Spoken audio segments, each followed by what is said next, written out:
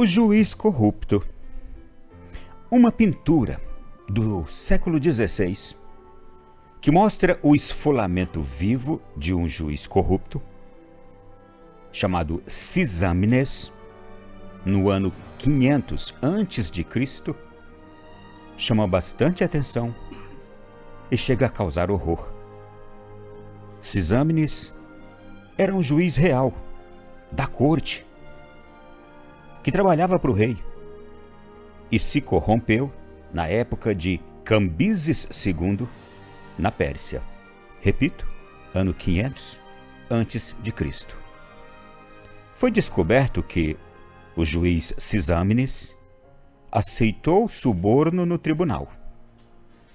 Ao descobrir tamanho desvio de conduta, o rei ordenou que ele fosse preso por sua corrupção e ordenou que fosse esfolado vivo.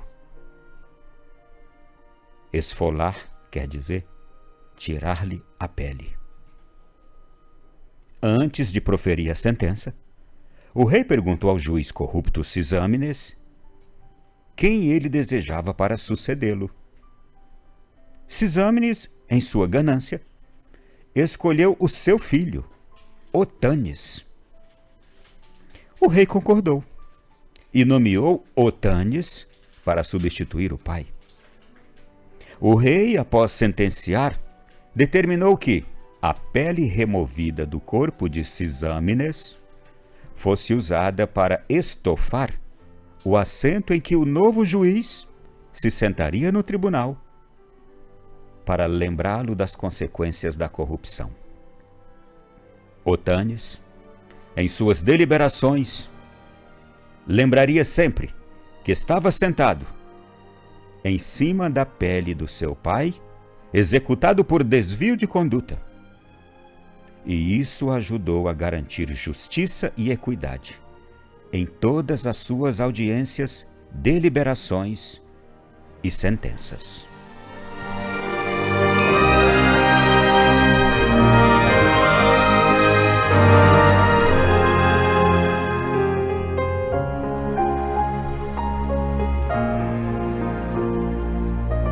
Meu irmão, minha irmã, não faltam exemplos para nós.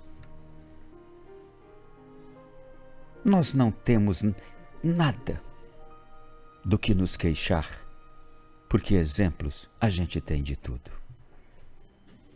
Também não nos falta consciência do certo e do errado, do que é mal e do que é bom, do que é verdade e do que é mentira. Por que escolhemos mal?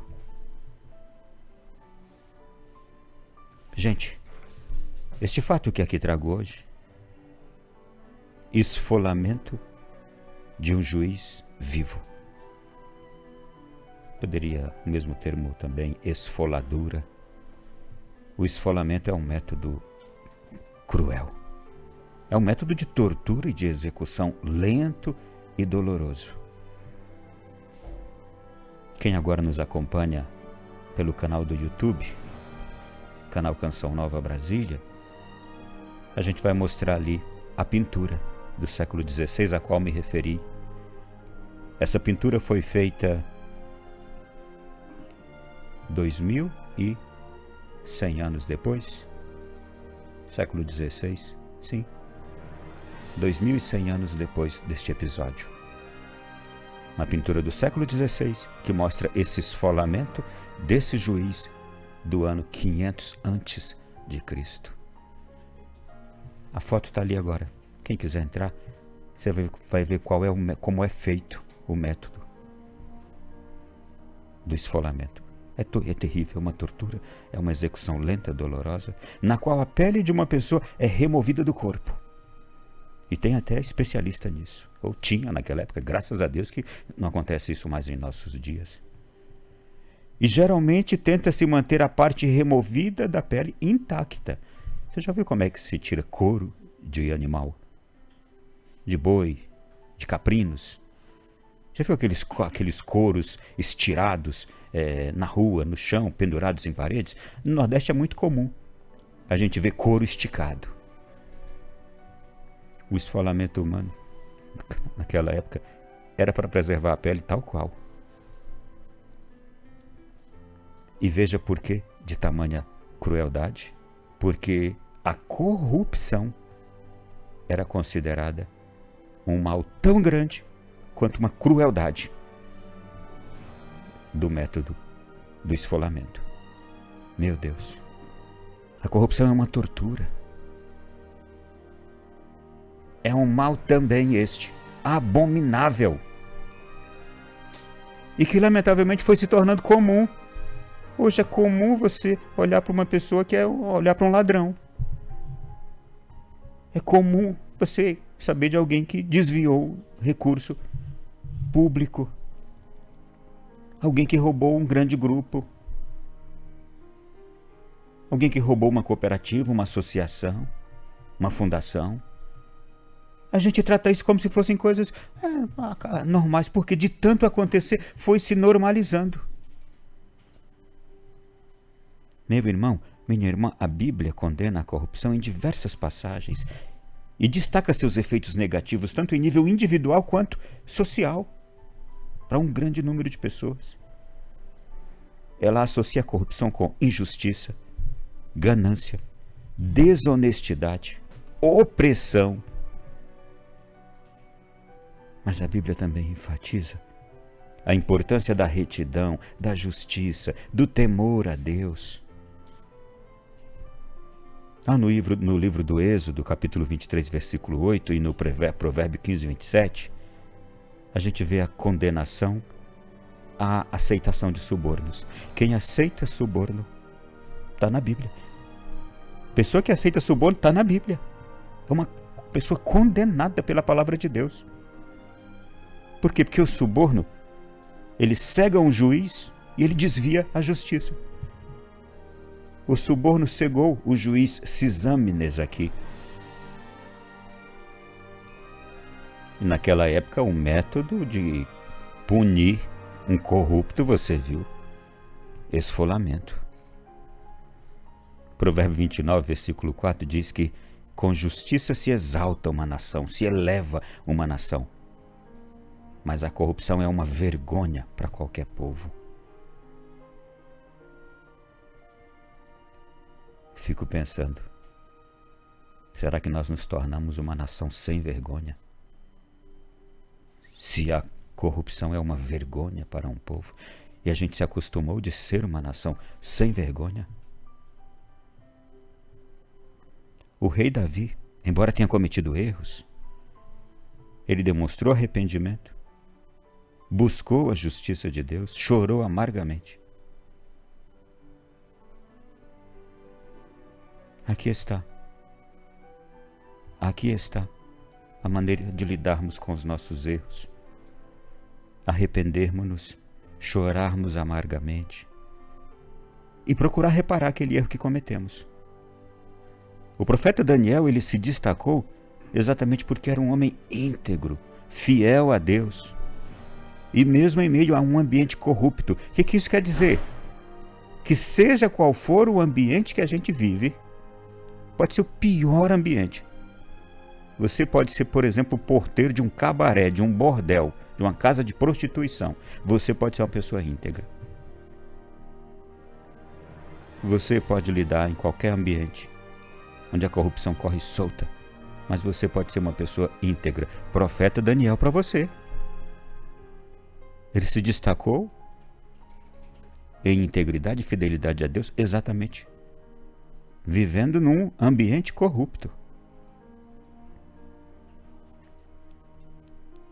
E o que dizer do combate à corrupção empreendido por Jesus, ensinando-nos que o antídoto para combater todo e qualquer mal, incluindo a corrupção, é viver o Evangelho, fazer o bem. Meu irmão e minha irmã, se algum dia, e eu peço a Deus que já nos dê isso, nós tivermos horror a todo tipo de erro, a gente não vai ficar passivo diante das coisas. A gente não pode ficar passivo diante dos erros que a gente está vendo. Diante de um mal que muitos chamam de bem. Diante de muitas mentiras que alguns tratam como se verdade fosse. Diante de alguns erros que se vive em meio a eles como se eles fossem acertos, fossem coisas certas. Será que os profetas, os reis, os homens de Deus, os bons reis, como esse rei aqui, eu não defendo o método de tortura usado por esse rei aqui, que puniu assim, cruelmente, esse juiz. Mas será que os bons reis, os bons pais, as boas mães, homens santos, que ensinaram seus filhos a viverem na retidão, na vida santa diante de Deus, estariam errados? E hoje, os pais de hoje, os homens de hoje, as pessoas de hoje, facilmente cedem e aceitam o erro praticado por seus filhos. E vivem como se aquilo não tivesse acontecendo, e fecham os olhos e lavam as mãos como Herodes. Infelizmente, novos Herodes estão enchendo hoje as nossas cidades. Atitudes herodianas, de lavar as mãos para um erro que estão vendo, de não se importar, de dar as costas, de baixar a cabeça, fechar os olhos, e aí deixar aqui dentro das nossas próprias casas, do nosso próprio ambiente ali onde estamos convivendo com as pessoas, os males sejam praticados, os erros sejam feitos, os pecados sejam ali celebrados, e a gente ainda faz parte de tudo isso, aceitando passivamente, com uma vergonha interior, mas sem uma coragem de profeta. A gente aceita resignado interiormente, abafando a voz de profetas que somos chamados a elevá-la. Horror ao pecado, horror ao erro, horror à mentira, horror à corrupção, horror a tudo aquilo que não faz parte da regra das sociedades para o seu bem. Nada de suborno, gente. Nada de conivência, cumplicidade com erros, com pecados, com vivências erradas, com práticas erradas, nem com grupos.